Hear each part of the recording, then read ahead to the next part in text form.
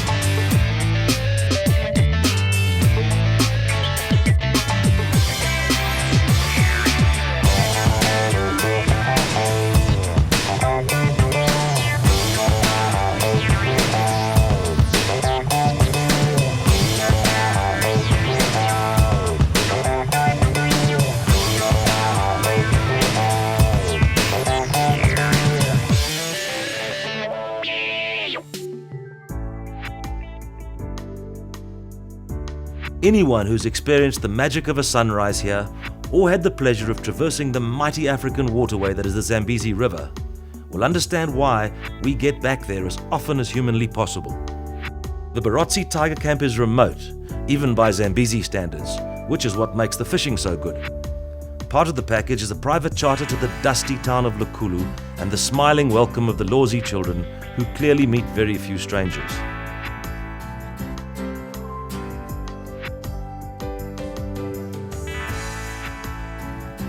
Graham and Gerard, the owners of the camp, and some of the most avid anglers we've come across, have spared no expense or effort in making the search for big tigers as comfortable as possible.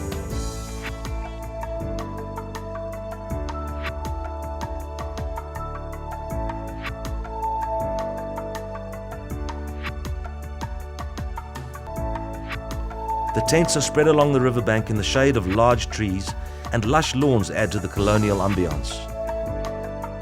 The food's great, and there's a never-ending supply of iced drinks. Fishing aside, one could happily pass a day or two simply relaxing and taking in the sights and sounds of an Africa long forgotten to most of us.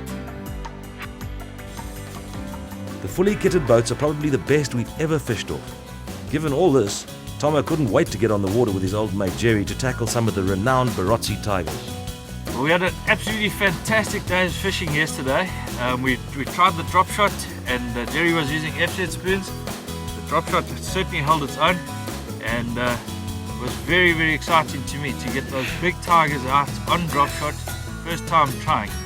And today we're gonna carry on with that. We're gonna try with some more drop shot fishing and a few different techniques, and we'll also I'm gonna use some rapalas, which I'm gonna weight because the fish have been feeding right on the bottom.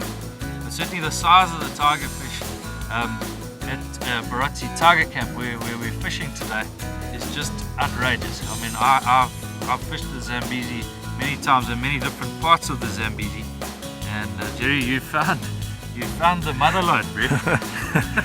That's right, this is the place. The weaponry that we've decided to bring out against these serious tigers are, I'm going with a little Shimano Stella 5000 reel, and I've mounted it onto the Shimano Beastmaster Special Tiger rod, which is an awesome little outfit. I've actually used this for sailfish in the saltwater and had success, so I'm quite sure that it can handle even the biggest tiger fish that the Zambezi has to throw at us.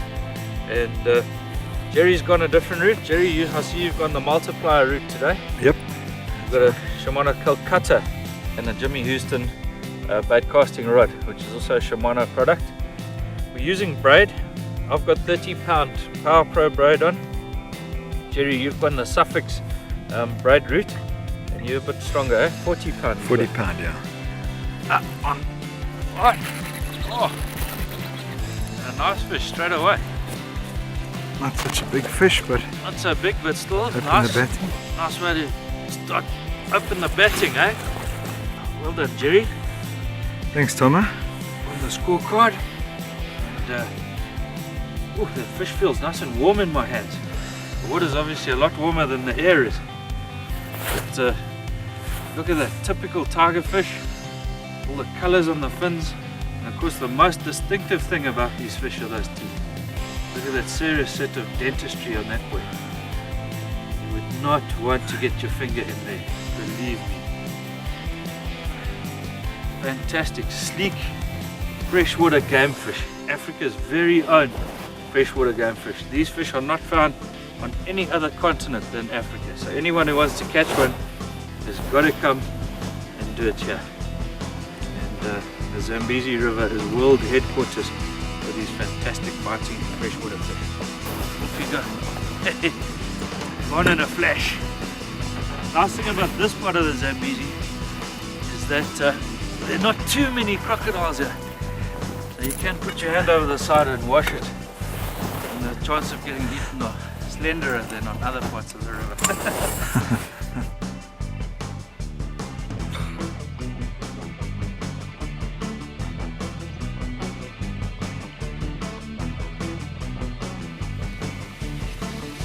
Also, a big tiger puts up a decent fight, eh? He does it. It's just that initial hit is amazing, but these bigger guys, often what they do is they run towards you and then there's a problem. But yeah, I mean, you can't give these fish any slack at all, because with those very hard mouths you find that the hook is normally just lightly set. It's not right through the bud.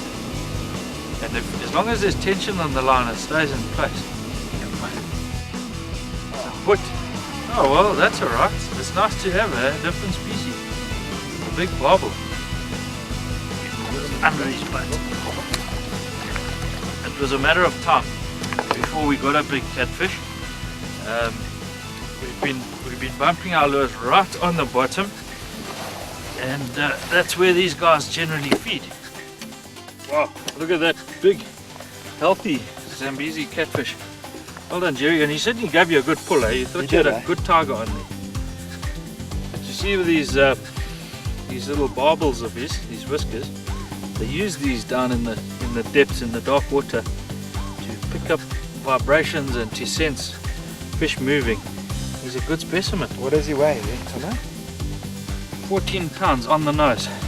Nice thing about catfish, they can actually stay out of the water for a very long time. They can actually get oxygen out of air, but we'll let him go back. There he goes. They've got all sorts of specialized adaptations that makes them a highly successful fish, and they can live in a very low oxygen environment by breathing air, getting some oxygen out of the air.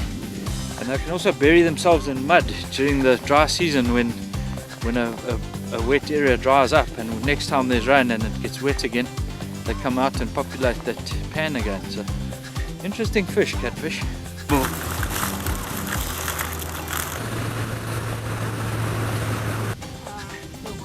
You speak English? These fish traps is what they use to catch fish in the reeds. And if you look at the size of the square holes in those traps, they only catch fish bigger than that, which is a really sustainable way for them to catch fish. And these old traditional ways are certainly the way to go when it comes to looking after your fish resources. Unfortunately, gill nets have now been introduced, which you know, the older guys still use these traditional traps, but gill nets are a problem.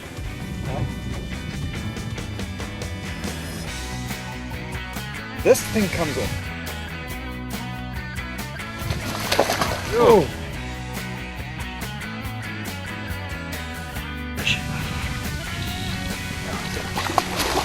Oh, it's a relative gun, eh? He's got that whole spoon in his mouth.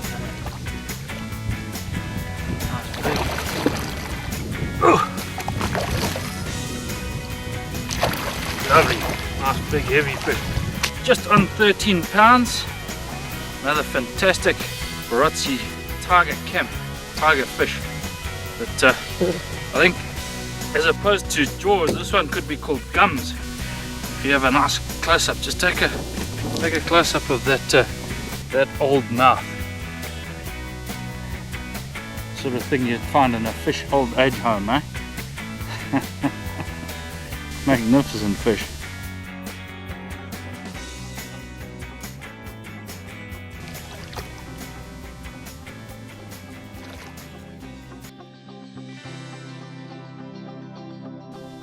done, bud.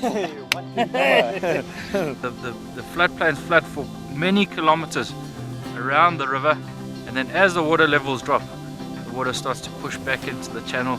All the small fish that have bred in the grass get pushed back in, and this is why those big tigers are here. Well, this is typical of part of the floodplain that's draining off into the main channel of the river.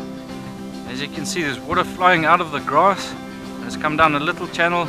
An area like this is a definite feeding area. The good sign of that is birds. If you see birds sticking around, you know that there's fish movement there, and we go there, we put our lures in, bang, we go tight. Your sun gets hot up here, Jerry. Yeah, it always helps to have a decent suntan lotion. No, it sure does. You want to use some of that? It's very good, Ray.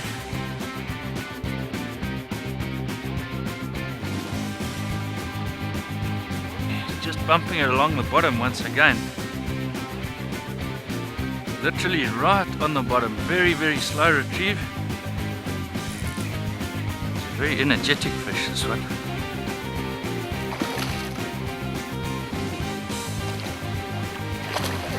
There you go. Lovely. Oh, it's 11 bumping on to 12. We'll call him 12. A 12-pound fish. Nothing wrong with that, eh? And that was taken on the Slam Radical Rooster drop shot with the little trailing stinger hook behind it. And fantastic Barotse Tiger Camp tiger fish. So ready to go. Off you go. Oh, it's wonderful. I think one of the nicest parts of catching a fish like that is actually watching it go back into the water.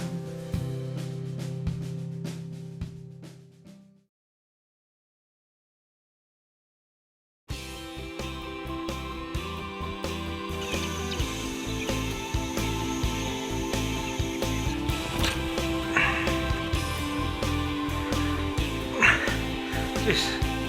That's what you call a dead drift hookup, huh? It was on exactly, eh? Looked like a nice fish too. That's a nice fish, eh? I don't want you to jump. Oh, he just popped his head up. Yeah, bringing him up now. Oh, he's a great fish. Whew. And he's heavy, I can feel that. That's a great fish, Jerry. That's the top hook on the lure, the one that's up near the eye, and that hooked him right on the scissors there. 14 pounds on the nose. Lovely fish, Jerry. Fantastic Barotse Tiger Camp tiger fish. Nothing wrong with that, huh? He can eat something pretty big, and there's no such thing as a hook being too big. It's just to set it through. This is like rock here. Solid bone all the way around. Very hard. Alright, let's get him back in the water. Stop terrorizing him. Come on, boy.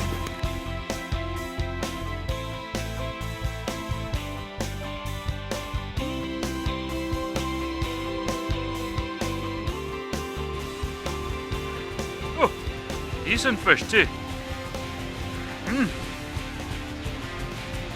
My Baramag Rapala has certainly hooked me into something nice, eh? Oh, yeah, we drifted over a little hump in the water, a little pinnacle, and I threw that Rapala out. Jerry said, hey, have a throw here. Got some nice deep water with a little shallow hump. I threw that Rapala in and I pulled it just along the edge of the pinnacle, and bam, get the net ready there. Ooh. Nice big broad back, that fish.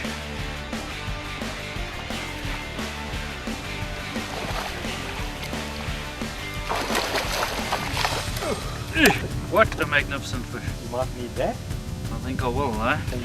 Only thing about fishing with these Rapalas is that you get a number of treble hooks, and certainly in the net situation like this, the trebles in your net makes friends.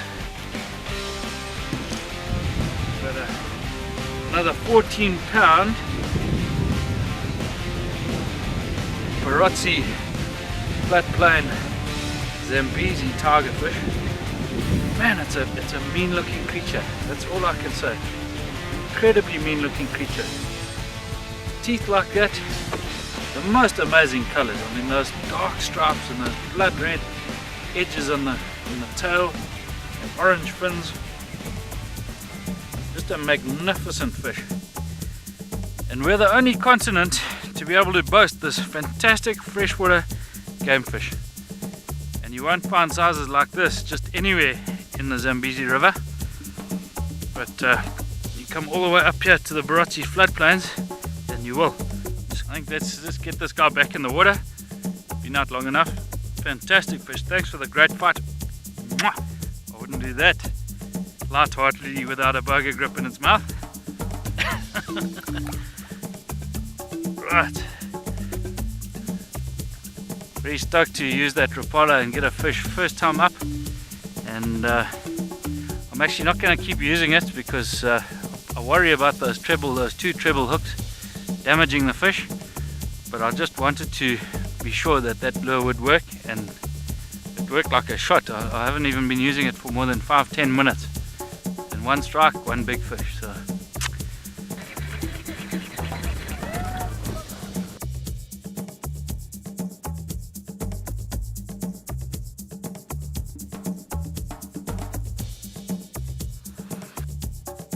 well, we got a different type of fishing. We've got the local guys checking their nets and removing their catch from what's come off the floodplain. That's the type of thing that we're trying to imitate with our lures, really. You can see why that very broad F-set spoon works so well. That broad shape of that fish. You can see that very coppery color. And obviously that flash of the copper on the spoons is imitating that, and that's what's triggering that strike action of the fish.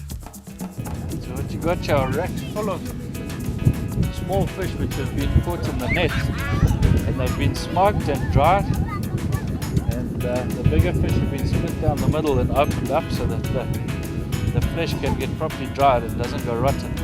Obviously once these fish are all dried and smoked, they can be taken. Where do they go, Jerry? Do they take them to town? They take them to Lukulu, and then from Lukulu there's they transport them to the mining area up into the copper belt, and they sell them basically to the miners. Nice marble.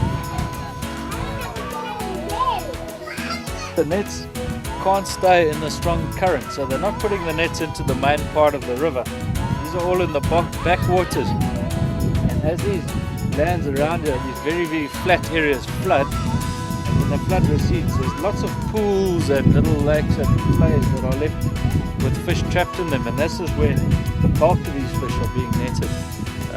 And then occasionally in the main river, right along the reed edges and the grass edges, they can put the nets in there. They don't get affected too badly from the current, but certainly they can't put a net across any of the main channels where the big tigers go, because that net would simply get washed away and damaged. So the tigers are safe pretty much from this type of fishing, from the netting and the fish traps that these guys put in around the floodplain drain-offs and those kind of areas. But very interesting to see the number of small bream and things, and that's the food that the tigers are eating. Something like this here would be one mouthful for some of those big tigers that we catch. What the guys are doing here is they dig a pit, and then they put obviously a grid over it, and they don't make a big fire under it. They just make a fire big enough to smoke. So they smoke the fish, and once the fish is smoked enough, then they put them on these drying racks. And now the whole system, the way it works here, because we're in the floodplains here, there's no trees or very little trees, so you get guys bringing wood down, and they trade wood for fish. So they'll bring wood for the guys, and then they take fish back, and that way these guys have enough wood to smoke all their fish.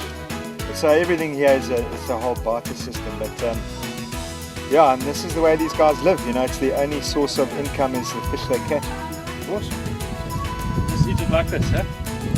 Excellent. Let's try a bit, huh? Well, here's the opportunity to taste some traditionally smoked bream on the Zambezi. Smells very nice. That's nice, eh? That's good. That's very good. Not a bit more. That's good, guys. I can see why it's popular. Thanks, guys. Cheers, eh?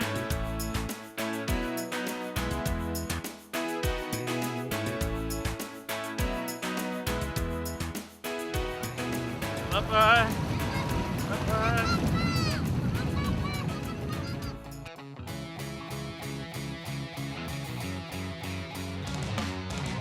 Yeah, one fish on, one fish off, one fish on, one fish off. But this one seems to be on fast. Be with you now. Get that net. That's it right down. You have to right at my rod tip.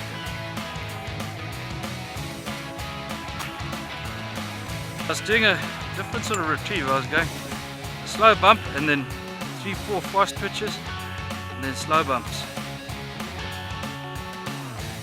And here we go. Not the biggest tiger in the Barotse, but when things are quiet as they've been for the last sort of hour or two, you don't turn your nose up at anything. And there's a lovely fish. He is very aggressive. Came right up to my rod tip and basically took that radical rooster that you can see, radical rooster slam bait, stuck in his throat down there. There you go, 5-pounder. Goodbye fish, send your mom and dad.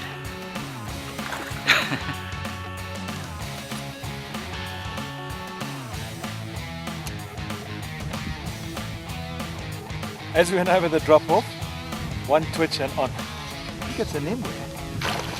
Nemwe, can you believe it? Out here. So not only the tiger fish sit on the drop offs, as you can see, because the bait fish come swimming over the top, especially this time of the year, and they lie in there in ambush. Nicely hooked once again with the stinger hook. Oh, we've gone up to 7 pounds. Nice 7-pound nemwe. Right, off he goes. Barotse Tiger Camp. Hey, some nice fish here. I must say the amazing thing for me is that the bulk of the fish that you're catching are actually trophy fish. You're not getting a whole lot of small fish. I mean, you're getting almost 50-50. When you get a hit, 50-50 chance that it's actually going to be a 10-pounder or more if it's a tiger fish, and if it's a bream, they've all been big. We haven't got any small bream at all. Fantastic destination and awesome fishing. Probably the way the tiger fishing was when our grandparents were around. So very privileged to experience that. Well, that's the end of another fantastic day's fishing on the Zambezi up at Barotse Tiger Camp. Jerry, thanks again. Absolute pleasure, Tom. Eh? Always a pleasure fishing with you, Brad. And your boat's awesome, your place is awesome, your camp is incredible, and I hope that the fishing stays the same. I'd like to come back next year and experience this again. So look after it for us. That we will do. I'm sure you'll have lots of happy customers. Type of fishing we've experienced, I can't see anybody going home unhappy. It's no secret that our fish stocks are under threat around the globe, and everyone needs to make a contribution to their protection. Any single fish successfully released makes a difference. Catch and release is the responsibility of all recreational anglers to ensure that our time on the water will not be spent merely looking for fish. So join us as we explore some of the finest fishing destinations the east coast of Africa has to offer, along with the anglers who will show you where the fish are, what you should be doing when, and how to land fish of any size or species. This is Inside Angling.